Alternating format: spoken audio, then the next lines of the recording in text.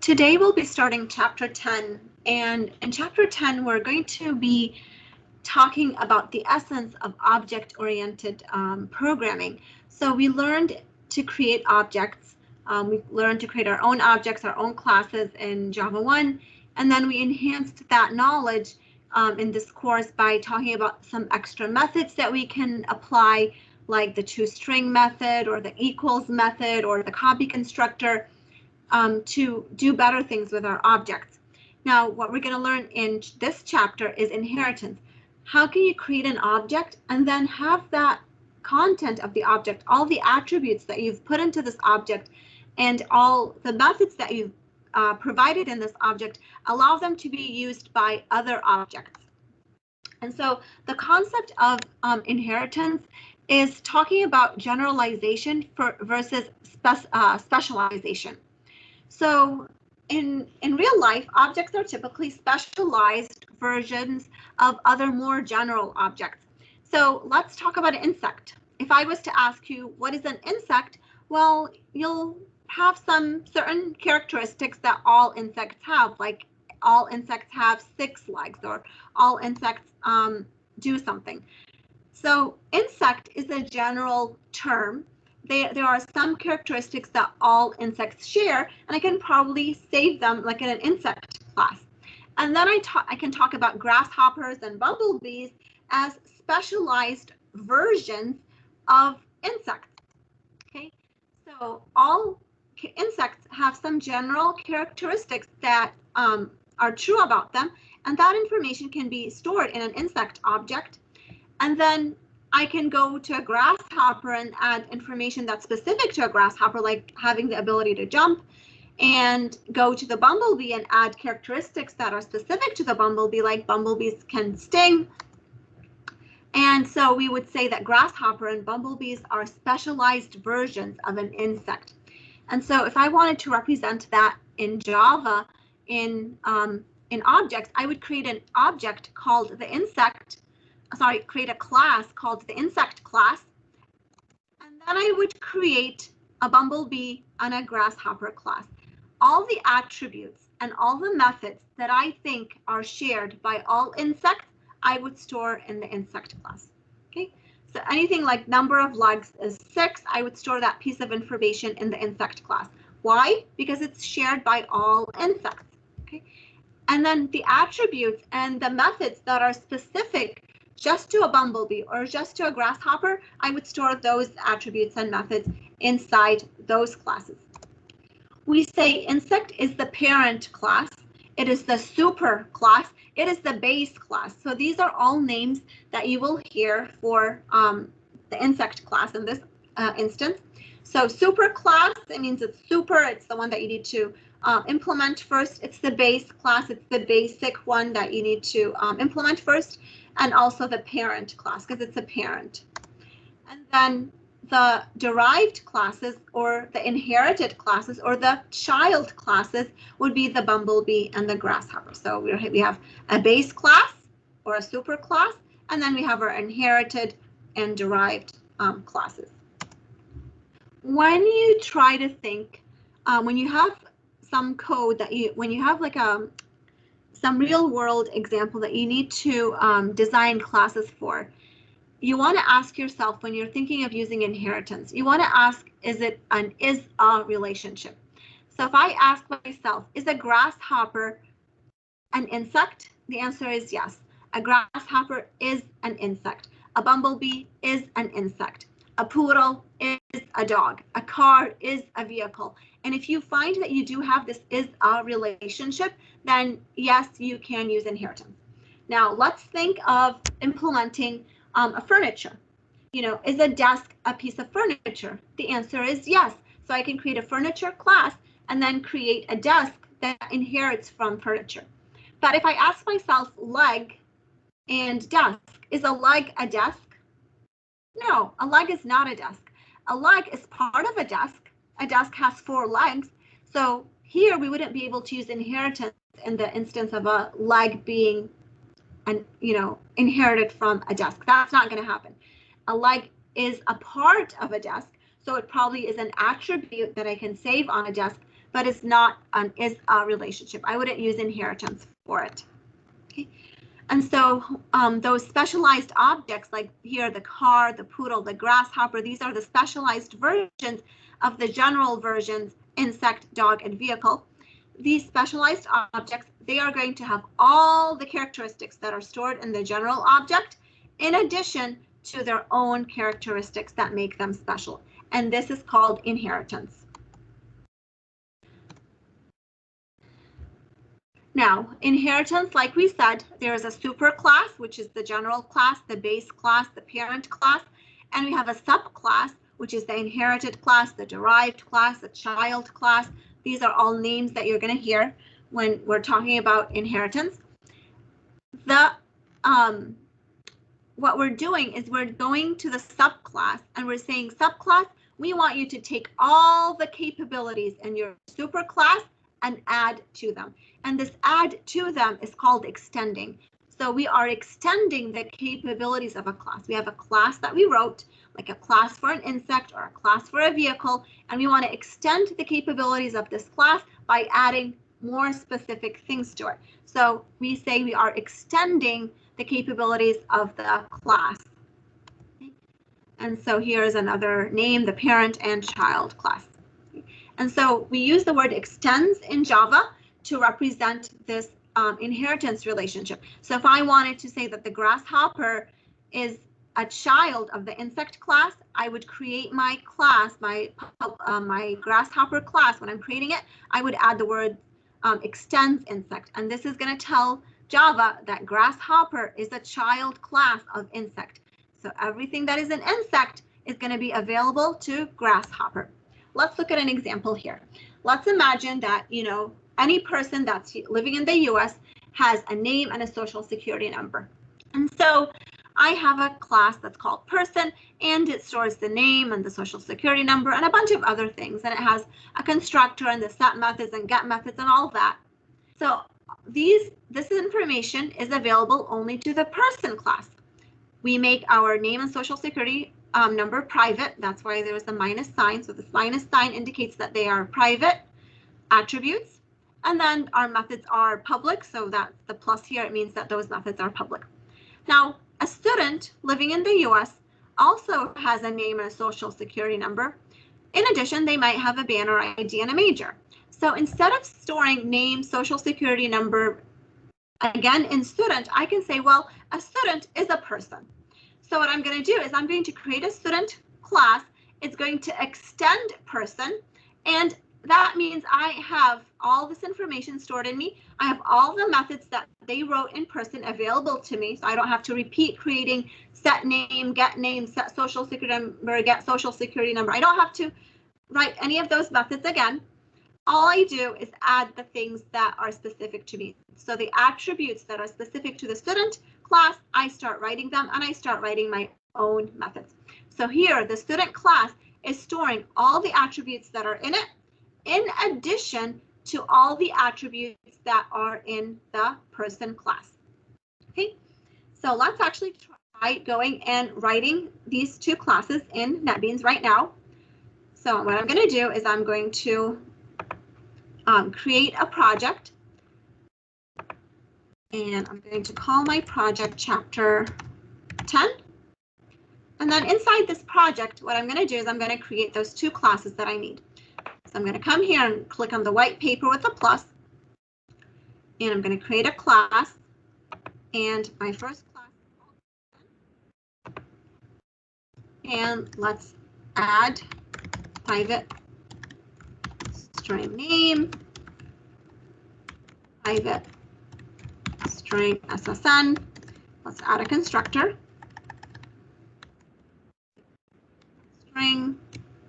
Public person.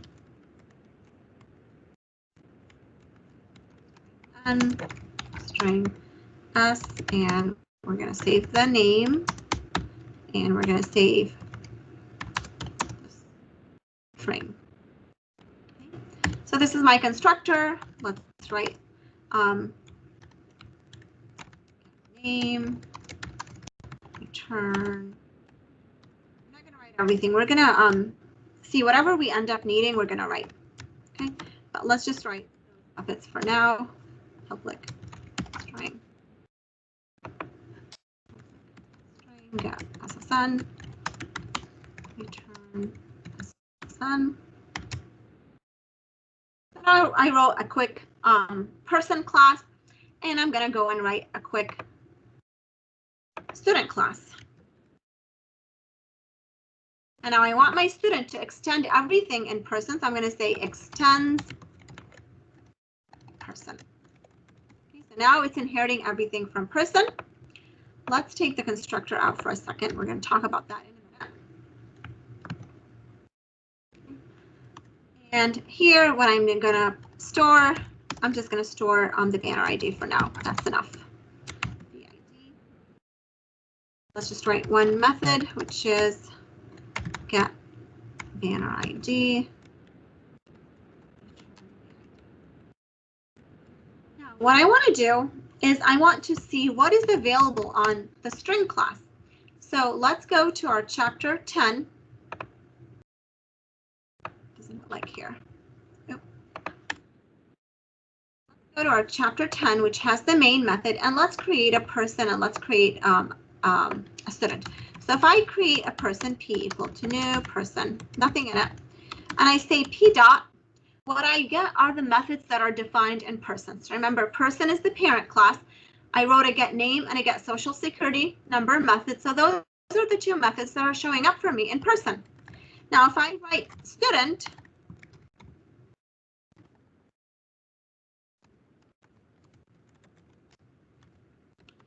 and say s dot, you will see that I have the get b ID, the banner ID, that's in bold because it's immediately part of the student class.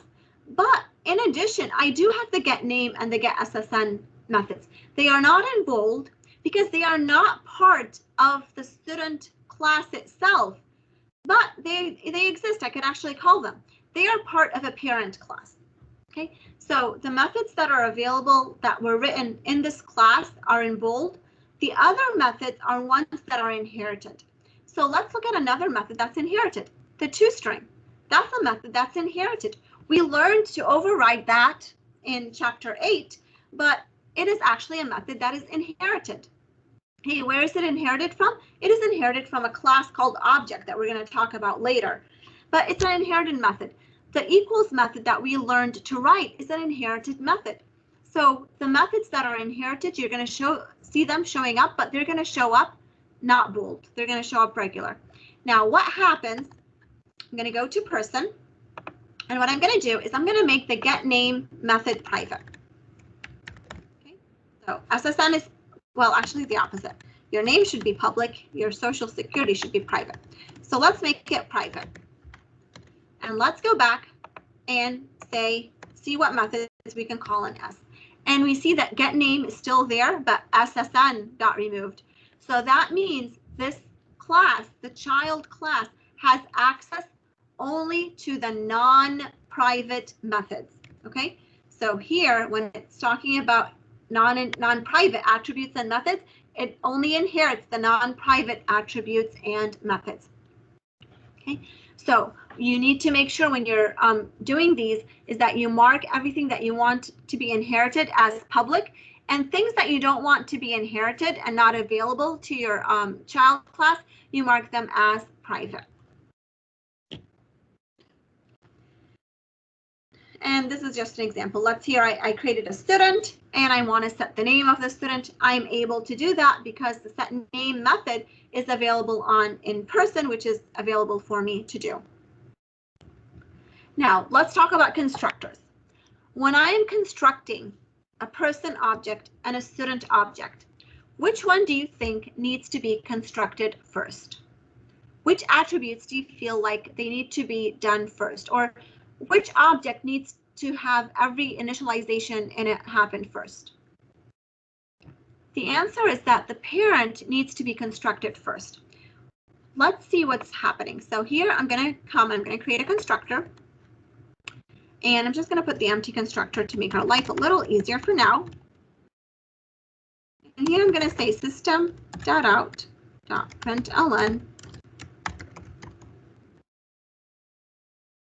person.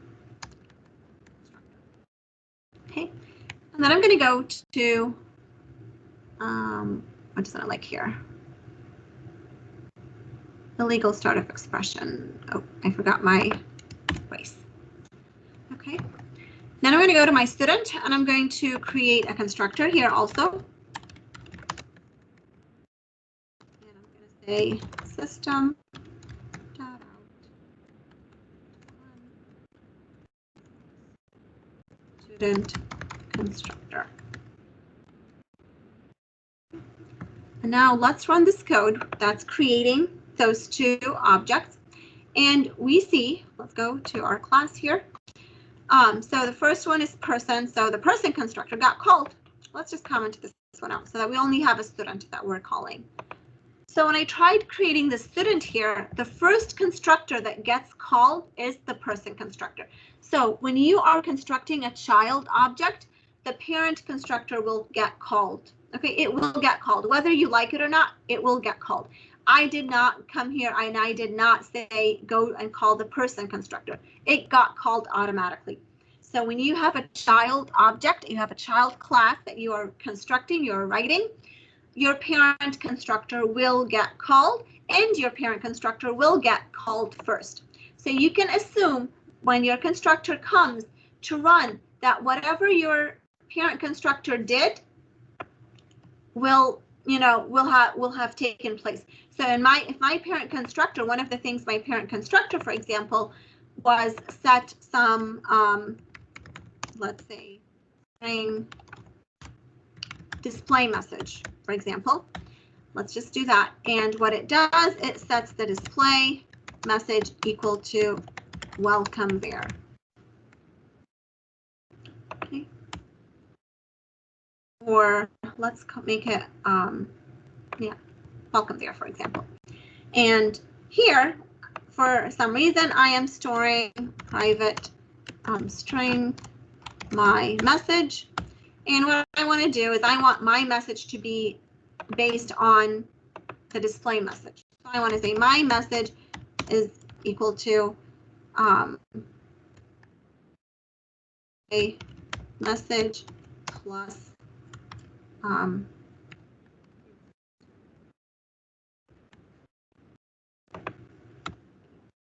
now here display message is private. I can't access it. So I'm going to go back and I'm just going to add a method called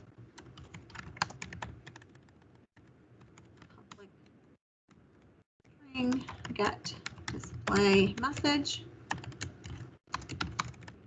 and display message that I can access it. Back to student and say get display message. And let's actually put this line over here and let's print that message. My message. Okay. And so here, when the student constructor got called, the first thing that happens is that it goes to the person constructor. The person constructor prints the person constructor, and then it's going to set this variable to welcome there. And then when the constructor for student comes, by the time it's coming to implement the first line, to execute this first line, immediately everything that was in the person constructor we know has been done. So student can safely rely on everything that the person constructor initialized being there. And so it can safely call the get display message, which is going to be the welcome there, and it adds to it in student and we can display it. So this is the nice thing, is that when a child is being constructed, the parent constructor will get called first, well, whether you like it or not. And you can assume that your parent has done any initialization that is needed for you. Now, do you have a way to call your super constructor if you needed to? You can. So let's add different constructors. So we're going to come to the person class, and here we have another constructor. And what I want to do in student, here, and this constructor doesn't take anything. Let's add another constructor, public string, sorry, not public student, and this student is going to have a name, so they're going to take their name, their social security number, and their banner ID. Okay, so those are the 3 pieces of information that they're going to take. And what I want to really do is say name equal to n. But I can, because name is private, so I would have to go with a set method, but we didn't write a set method. So what I really want to do is I want to call this constructor. I want to tell it, I want you to save the information in name and social security number. So I want to call this constructor, and then I want to save the banner ID. So what I want to do is I want to save the banner ID, and I want to call my parent constructor, which is the person constructor, but I don't call person, I put the word super. So the word that I use to refer to my parent is super. That's why we call this class the super class, because it's the parent class is the super class. So the way I refer to my parent is the word super. So basically I want to call my parent, I'm going to say super, and I want to call it with the name and the social security number so that it calls my parent constructor, which is storing the name and the social security number.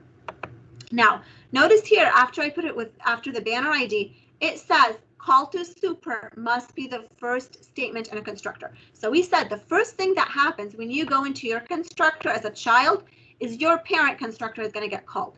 So if you don't call the parent constructor yourself, it's going to try to go find that one that's convenient for it. So here, because I don't have any arguments, it went to person, it called the one that doesn't have any arguments. But here I have some arguments. And so if I take this out, which constructor is going to get called? Let's try it out and see which constructor is going to get called. It calls the one that takes no arguments. Okay. Oops, actually we didn't start using it. Let's start using it.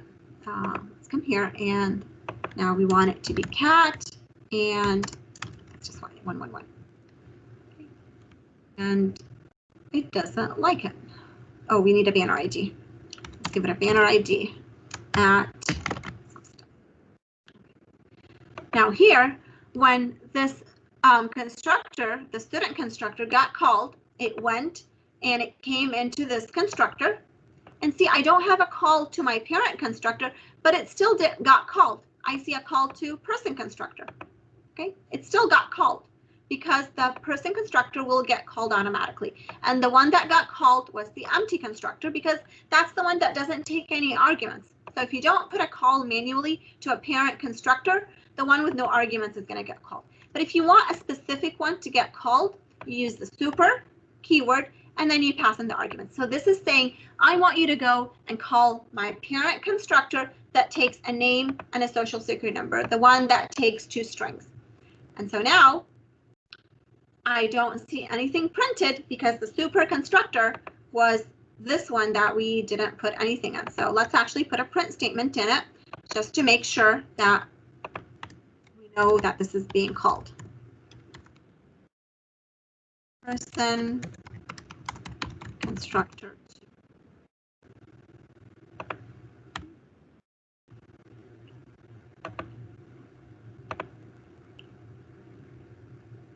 And so we see that this is the constructor that did get called. Okay. So you can specify the constructor that you want to get called by calling super. Super is the way you refer to your parent. And we're going to see more uses of the word super in future slides. But let's just go over this slide that talks about the superclass constructor. So if you are going to parameterize your constructor, you're going to give parameters, arguments, then you need to make sure that your superclass has to provide a no-args constructor. Otherwise, you need to make sure that your constructor is calling the right one. Okay. In the next video, we're going to talk more about things that you can do as a child class and as a parent class.